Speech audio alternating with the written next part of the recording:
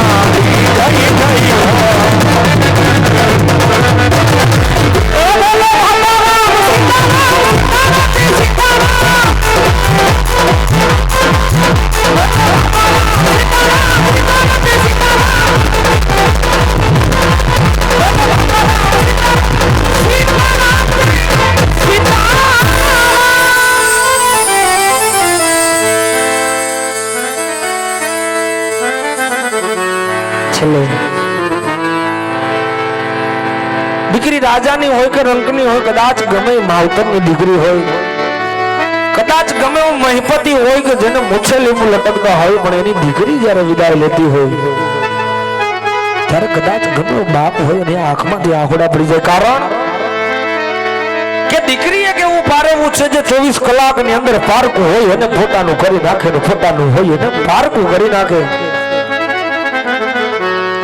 આવી દીકરી જ્યારે સાસરી જતી હોય, કારણ કે આ તો બેન સગુણા જેને મારી જાય વીર નહોતો, કાકા કે કુટુંબ નહોતું, મામા કે મોસાળ નહોતું. આવી વીરા વિનાની બેન જ્યારે સાસરી જતી હોય અને ત્યારે કેવા ગીત ગવાતા હોય.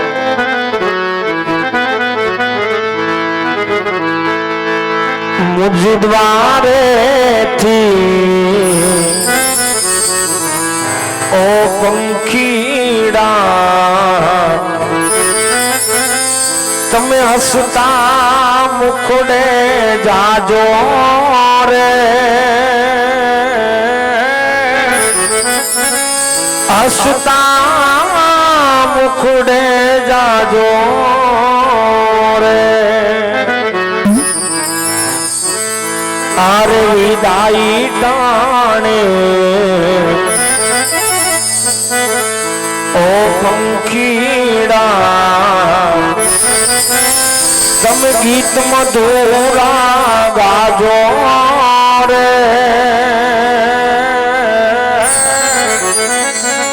ગીત મધુરા ગાજો રે. અરે પંખી મેળાની આ છે આ જેવી ખરવાની વેળા રે, આ જેવી ખરવાની વેળા રે. અરે કોણ જાણે ક્યારે પાછા મળશું સાથે ભેડા રે, મળશું સાથે ભેડા રે. કે આંબલો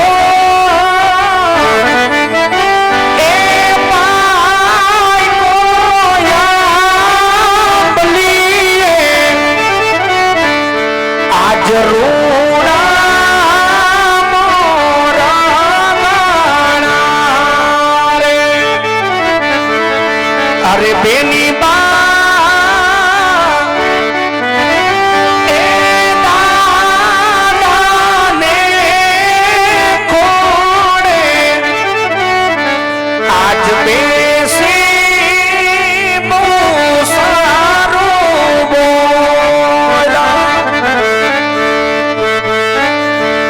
એ દાદા એ લડી લડી લાગુ તમને જોને પાય રે લાડકી આજ લીધી સેનાની વાટ આ દીકરી